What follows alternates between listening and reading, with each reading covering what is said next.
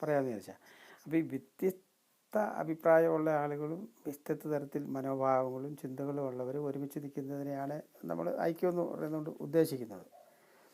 ഈ ഐക്യം എന്ന് പറയുന്നത് ഏരിയയിൽ മാത്രമുള്ളൊരു പ്രശ്നമൊന്നും അല്ല. ഏതൊരു ഒരു രാഷ്ട്രം നിലനിൽക്കണമെങ്കിലും ഒരു ഗ്രൂപ്പ് നിലനിൽക്കണമെങ്കിലും അവിടെ എന്തൊരു പരിപാടികൾ ഒരു കുടുംബമാണെങ്കിലും ഒക്കെ പിന്നെ ഈ ഐക്യം വേണം, ഇല്ലെങ്കിൽ അത് തകർന്നു പോകുള്ളൂ.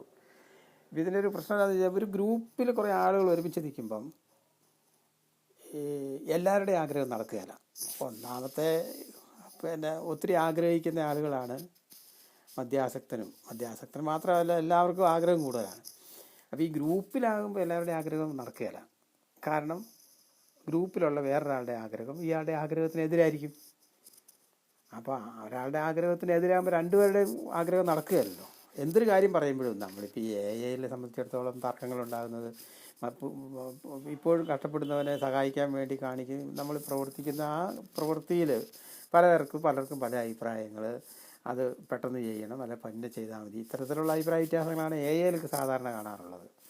അപ്പോൾ ഇവിടെ വലിയൊരു വിട്ടുവീഴ്ച പിന്നെ ആവശ്യമുണ്ട്. കാരണം എന്താണെന്ന് ചോദിച്ചു കഴിഞ്ഞാൽ ഈ രണ്ടാളുടെ ആഗ്രഹം നടക്കാതെ വരുമ്പോൾ ഒരാളുടെ ആഗ്രഹം വേണ്ടെന്ന് വെക്കേണ്ടി വരുമല്ലോ. അപ്പം പിന്നെ കറുതീർത്ത ഒരു വളരെ വിശാല അടിസ്ഥാനത്തിലുള്ള ഒരു വിട്ടുവീഴ്ച മനോഭാവം ഉണ്ടെങ്കിൽ മാത്രമേ ഈ ഐക്യം പിന്നെ നിലനിർത്താൻ സാധിക്കുകയുള്ളൂ.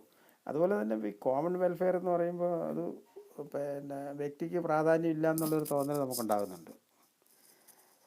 സംഗതി അത് നമുക്ക് കേൾക്കുമ്പോൾ അതങ്ങനെ തോന്നുമെങ്കിലും യഥാർത്ഥത്തിൽ ആൽക്കഹോൾസ് അനോണിമസിലെ അംഗങ്ങളുടെ കാര്യത്തിൽ മറ്റുള്ളവർ കാണിക്കുന്ന അത്രയും താല്പര്യം കാണിക്കുന്ന വേറൊരു എന്തെങ്കിലും ഒരു പ്രസ്ഥാനം ലോകത്തിലുണ്ടോ എന്ന് ഞാനൊരിക്കലും അങ്ങനെ എൻ്റെ ശ്രദ്ധയിൽപ്പെട്ടിട്ടില്ല. കാരണം ഒരാളൊരു സ്ലിപ്പായി നോക്കിയിട്ട് കഴിഞ്ഞാൽ എത്രയാളാ ഓടി വരുന്നത് സഹായിക്കാൻ വേണ്ടിയിട്ട്.